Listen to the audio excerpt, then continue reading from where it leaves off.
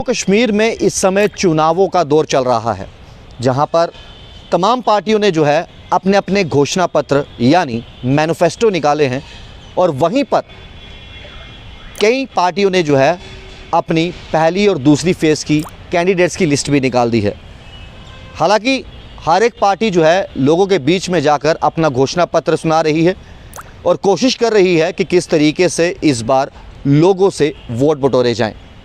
क्योंकि विधानसभा चुनावों की बात करें, जम्मू कश्मीर में 10 सालों के बाद हो रहे हैं। आखिरी विधानसभा चुनाव जो है 2014 में हुए थे, तब जम्मू कश्मीर जो है वो एक स्टेट थी। लेकिन 5 अगस्त 2019 के बाद 370 और 35 से टूटने के बाद जम्मू कश्मीर जो है उसको 2 हिस्सों में बांटा गया, यानी जम्मू कश्मीर एक यूटी और लद्दाख एक यूटी। लेकिन इसी बीच जहां पर मैनिफेस्टो को लेकर, घोषणा पत्रों को लेकर अलग अलग सियासी पार्टियां जो हैं वोट बटोरने की तैयारी कर रहे हैं, तो ऐसा कैसे हो सकता है कि एक पार्टी दूसरी पार्टी पर मुद्दों को लेकर कटाक्ष ना करे, मुद्दों को लेकर शब्दावली का इस्तेमाल ना करे। डॉक्टर फारूक अब्दुल्ला साहब की बात करें, जो अपने घोषणा पत्र में ये लिख रहे हैं कि देखिए जी, हमारा घोषणा पत्र का जब हमने ऐलान किया तो हमारा मेन मोटिव है, जो हम काफ़ी देर से मांग कर रहे हैं, स्टेटहुड की वापसी। लेकिन आखिरकार क्या हो गया, जिस घोषणा पत्र में खुद डॉक्टर फारूक अब्दुल्ला साहब ने लिखा कि स्टेटहुड की वापसी है, अब उनका बयान आता है कि अगले 100 साल तक भूल जाओ कि 370 और 35 से वापस आएगा।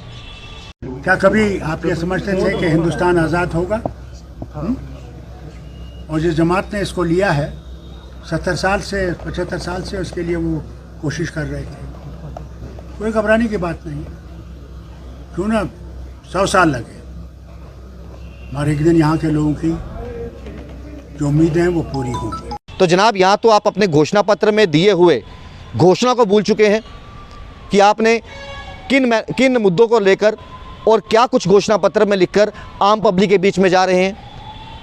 या तो आपका वो बयान देख लें जो आपने घोषणा पत्र में लिखा, देखिए जी 370 और 35 से टूटनी चाहिए, स्टेटहुड का दर्जा वापस चाहिए, जो आप पिछले कई सालों से मांग कर रहे हैं।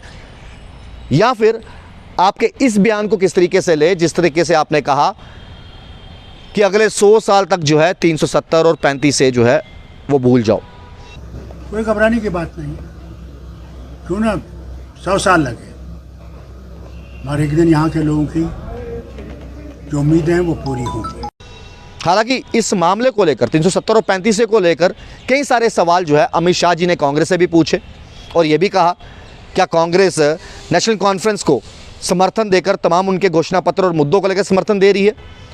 क्या कांग्रेस और नेशनल कॉन्फ्रेंस ये चाहती है कि एक बार दोबारा से कश्मीर घाटी में, जम्मू कश्मीर में पहले वाला दौर वापस आए? ये सब रहे अलग मुद्दे।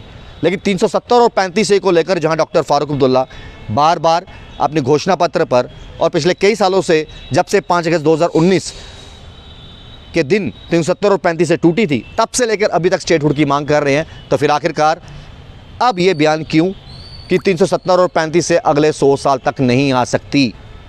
कोई घबराने की बात नहीं, क्यों ना 100 साल लगे, हमारे एक दिन यहाँ के लोगों की जो उम्मीदें हैं वो पूरी होंगी। एक तरफ आप घोषणा पत्र में लोगों का विश्वास जीत रहे हैं, उम्मीद जता रहे हैं कि आप 370 और 35 से, आपकी पार्टी का घोषणा पत्र में, मैनिफेस्टो में सबसे अहम कड़ी है कि हम वो वापस चाहते हैं स्टेटहुड का दर्जा। और दूसरी तरफ आप ये कहते हैं कि 370 और 35 से जो है अगले 100 साल तक वापस नहीं आ सकती। तो खैर, ये दोहरा मापदंड क्यों? ये लोगों को दो जगह डाइवर्ट करने का ये कौन सा सियासी तंत्र है? ये तो डॉक्टर फारूक अब्दुल्ला साहब ही जाने। लेकिन आम पब्लिक आज जानना चाहती है कि जो आपने वादा नेशनल कॉन्फ्रेंस के घोषणा पत्र में किया कि 370 और 35 से जो टूटा है, हमें स्टेटहुड वापस चाहिए, लेकिन अब जो आपकी स्टेटमेंट आ रही है, ये कह रहे हो कि अगले 100 साल तक वापस नहीं आएगा। आम पब्लिक भली भांति जानती है। मैं चाहूँगा आम पब्लिक अपनी राय जो है कमेंट बॉक्स में जरूर रखिएगा। फिलहाल देखते चैनल वन, राहुल खत्री, नमस्कार।